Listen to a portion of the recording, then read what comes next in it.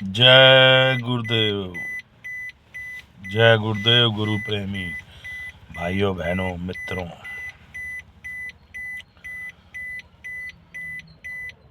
मालिक की दया मौज से चलता है जीवन। भाई, मानो मत मानो ये तुम्हारे ऊपर है। बाबा जी की अर्जी है, आगे आपकी मर्जी है। गुरु महाराज ने पूरे देश में, दुनिया में शाकाहारी का प्रचार किया, एक अच्छे समाज का प्रचार किया। लोगों की भलाई के लिए बाबा जी ने अपना पूरा जीवन निकाल दिया। तो हम लोगों को समझना चाहिए कि सच्चा जो संत था उसने हमें सच्चा नाम दिया और यहाँ से निकलने का रास्ता दिया, बताया। तो हम लोग उस रास्ते को भूल के और ये जो मठाधीश हैं इनके पीछे लग जाएंगे तो अपनी भजन भक्ति ये सब आप भूल जाएंगे। गुरु महाराज ने कहा, बच्चा मैंने तुम्हें नामदान दिया, तुम मुझको देखो मैं तुमको देखूंगा।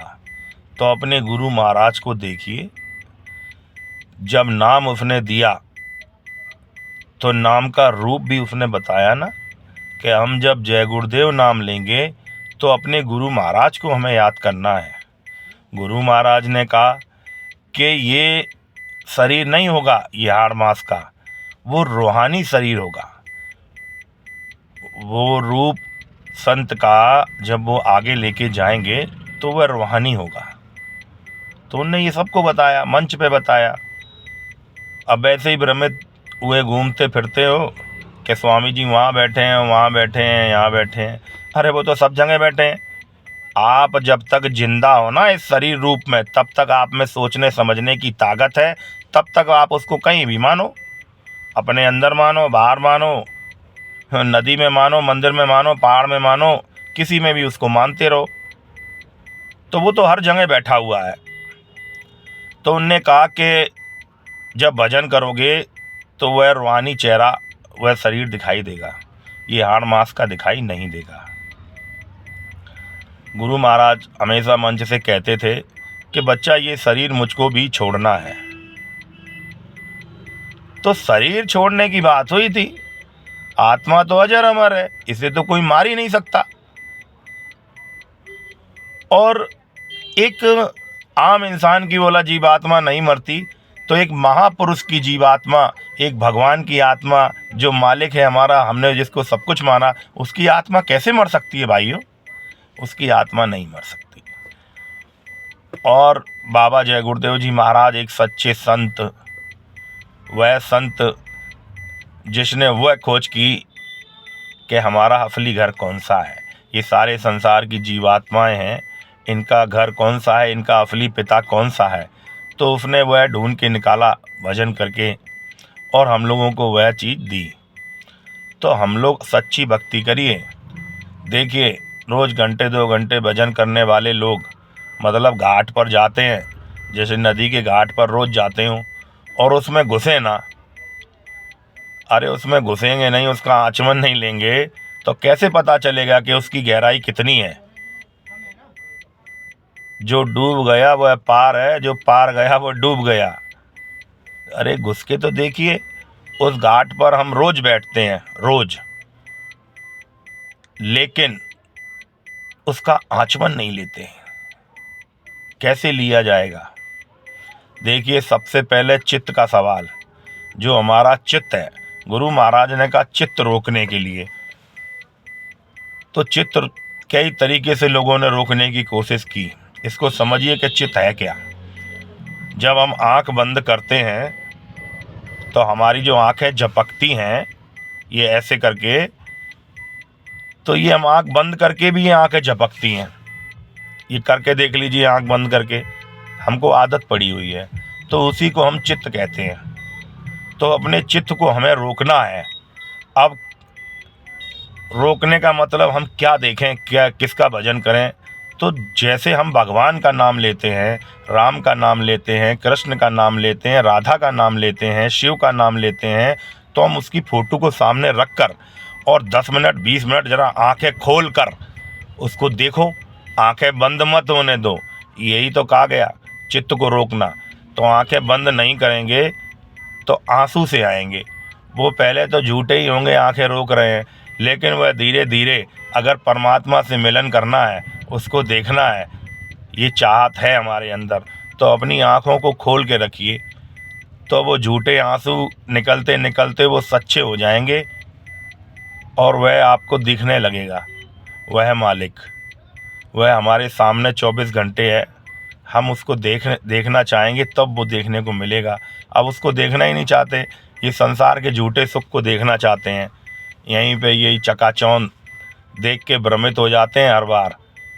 तो इसलिए हम लोगों को गुरु महाराज ने का आदत पड़ी हुई है, करोड़ों वर्ष से यहीं के यहीं रह जाते हैं, तो यहीं मोह ममता खाने पीने में लग जाते हैं हर बार, क्योंकि ये पहले बहुत सालों से चल रहा है जन्म मरण, तो हम इसी में लगे रहते हैं। तो ये जब हम बैठेंगे वहाँ घाट पर, तो ये मन भागता है। अब मन भागता है तो मन बेर बेर भागेगा, कहीं इधर कहीं उधर, कहीं समाज में, कहीं घर में, परिवार में, खाने में पीने में, इसमें मन भागता है। तो मन को बेर बेर खींच कर, जिस चीज़ को हम देख रहे हैं आँख खोल कर, तो मन को बेर बेर खींच कर उसी पर हमको टिकाना है। वो मन भागेगा, फिर ले आए उसको, वो फिर भागा, वो फिर ले आए उसको, और फिर भागा और फिर ले आए, बोला यही देख, हम तो ये देखेंगे। तो हम जिसको देखेंगे और आंखें बंद नहीं होने देंगे, चित्त को रोक के रखेंगे, तो मन जब भागेगा तो मन को हम बेर बेर लाएंगे, वो मन हारने लगेगा हमसे। 100 200 500 बार में 10-20 मिनट में वो मन हारने लगेगा। तो मन वो भी मन भी फ़ोटो देखने लगेगा, और मन फ़ोटो देखेगा तुरंत बुद्धि हमारी काम करने लगेगी। और बुद्धि जब काम करेगी तो वह आत्मा का सहयोग करेगी। आगे का रास्ता आत्मा को वह मन के द्वारा ही मिलेगा। ये मन लगाम है और इंद्रियां घोड़े हैं और बुद्धि हमारी सारथी है, और हम केवल इंद्रियों के सुख के लिए शरीर को, आत्मा को लगाए हैं, भजन के लिए नहीं। स्वामी जी महाराज ने कहा केवल ये 84 लाख योनियों में केवल एक मनुष्य शरीर है कि जिसमें से हम निकलने का रास्ता ढूंढ सकते हैं, उस मालिक से मिलने का और अपने घर जाने का। अपना जो घर है वह सत्यलोक है, जहाँ से हमारी कल्पना की गई। संत महात्मा जो जहाँ तक पहुँचा है उसने उसकी व्याख्या की है। जो भी संत, किसी संत ने भगवान को प्राप्त किया है तो वह भगवान की व्याख्या करते हैं। किसी ने अपने असली पिता की प्राप्त किया है तो उसकी व्याख्या करते हैं। सत्य पुरुष भगवान जो ऊपर बैठा हुआ है, जिसने सारे लोक और परलोक सब उसी ने बनाए हैं। तो मन जब हार जाए तो उसको जीवात्मा पर दया आने लगेगी और वह सहयोग करने लगेगा, क्योंकि मन भी भगवान का ही है, सब कुछ भगवान का है। यहाँ धरती पर है ये, यहाँ जो जीव आता है उसके साथ में उसको चिपका दिया जाता है। मन बुद्धि चित्त अहंकार काम क्रोध लोभ मोह, ये सब गुरु महाराज ने कहा। तो ये चीज़ें हमें पहले ही छोड़नी पड़ेंगी। संत महात्माओं ने कहा कि अभी कलयुग में जीते जी भगवान को प्राप्त किया लोगों ने, जैसे मीराबाई थी, रैदास जी थे, कबीरदास जी थे, और जो पहुँचे संत थे जिसने उस मालिक को प्राप्त किया, उन्होंने ये सब व्याख्या की। उन्हीं का सत्संग सुनिए, उन्हीं का भजन करिए, तब हमको असली रास्ता मिलेगा। ये जो किताबें पढ़ के आए हैं इनको हम सुनेंगे तो इनका ज्ञान हमारे को अच्छी सोच समझ नहीं दे सकता है। झूठा ही भक्ति करने पड़ेगी। तो झूठी भक्ति मत करिए, सच्ची भक्ति करिए, सच्ची भक्ति उस परमात्मा की। और क्या, संत महात्मा बता देते हैं कि सच्चा मालिक, सच्चा पिता हमारा कहाँ बैठा है और हमें उसकी भक्ति करनी है। गुरु प्रेमियों, मैंने कुछ बातें डाली तो लोग अपनी लिखने लगे, अभी तक क्या भूले बैठे थे हैं? क्यों भूले बैठे थे? 12 साल हो गए, 10-11 साल हो गए, अभी तक भूले बैठे थे। मैंने कुछ बोला तो सबको याद आ गया। अरे याद करिए, अपने गुरु के लिए कुछ करिए, मेरे लिए कुछ मत करिए, अपने गुरु के लिए करिए, जिसको आपने सब कुछ माना है, उसके लिए कुछ करने के लिए मैंने तो कहा। अगर ये गोदाम हट जाएंगे तो आपके गुरु की जो समाधि है वहाँ खुशबू रहना चाहिए, वो जन्नत है हमारी, वहाँ साफ स्वच्छ रखिए, उसमें आप लोग सहयोग कर दीजिए अपने गुरु का। और क्या, गुरु का क्या, अपना ही कर दीजिए। गुरु तो आपको सहयोग करते हैं, शक्ति देते हैं, लेकिन उसके मंदिर के आसपास सफाई हो जाए तो क्या बुरा है। तो भक्ति करिए और शाकाहारी रहिए। मैं कोई ज्ञानी नहीं, मैं तो अज्ञानी, कुटिल अज्ञानी। संत महात्माओं के साथ रहने के बाद नहीं अपने आप को सुधार पाए, संभाल पाए, तो हम अज्ञानी हैं। और हमने कहा था कि हम पापी भी हैं। हम क्या, यहाँ सब पापी हैं। सतयुग में आते जाते थे, संतों ने कहा। त्रेता निकल गया, राम भगवान के सामने रावण आया, अपने आप को मरवा के और निकल गया यहाँ से अपना उद्धार करा के। कृष्ण भगवान आए तो कंस ने अपना उद्धार करा लिया, अपने आप को मरवा के यहाँ से निकल गया, और भी राक्षस निकल गए यहाँ से। और हम आज भी फंसे पड़े हैं। त्रेता द्वापर सब निकल गया, ये कलयुग आ गया, तो हम लोग रावण और कंस से बड़े पापी हैं। सब कोई कम नहीं है किसी से। और भजन करिए, यहाँ से निकलने का रास्ता ढूंढिए। ये मृत्युलोक है, यहाँ सबको मरना पड़ता है। यहाँ सुख स्थायी नहीं है, क्षणिक है। असली सुख अपने घर में, सत्यलोक। और उस नाम का जहाज यहाँ लगा हुआ है। संत महात्मा नाम का जहाज लगा के जीवों को ले जाते हैं। बहुतों को ले गए और हमको भी ले जा सकते हैं, बस हम असली भक्ति करें। उस आत्मा के लिए असली भक्ति। जड़ की पूजा करेंगे हम लोग तो ये जड़ है शरीर, और जड़ की पूजा करते हैं, चेतन की नहीं करते।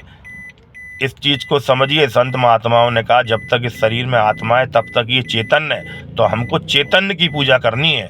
जड़ की पूजा करेंगे तो जड़ में ही फंसे रह जाएंगे, निकल नहीं पाएंगे यहाँ से। इसलिए चेतन की पूजा करिए। जब चेतन की पूजा हम करेंगे तब हमको असली रास्ता मिलेगा। तो असली रास्ते की तलाश रखिए, संत महात्माओं के सत्संग सुनते रहिए। संत हमेशा धरती पर रहते हैं, गुरु महाराज ने कहा हमेशा। जब वो जीवों को तड़पता और दर्द में देखते हैं तब वो ऊपर कहते हैं कि प्रभु दया करिए, तो संत शरीर रूप में आते हैं और वह लोगों का कल्याण करते हैं, यहाँ से निकलने का रास्ता बताते हैं। ये जन्म मरण से पीछा छुड़वा देते हैं। ये जन्म मरण प्रेमियों बहुत युगों से हमारे साथ चल रहा है, बड़े युगों से। जन्म मरण यहीं फंसे रह जाते हैं। इसलिए निकलने का रास्ता इसी शरीर में है, मनुष्य शरीर में। इसमें पांचों तत्व हैं, पूरा ज्ञान विज्ञान सब इसमें भर दिया भगवान ने। अच्छा बुरा सब करने का अधिकार दे दिया है। तो अच्छा करिए और निकलिए।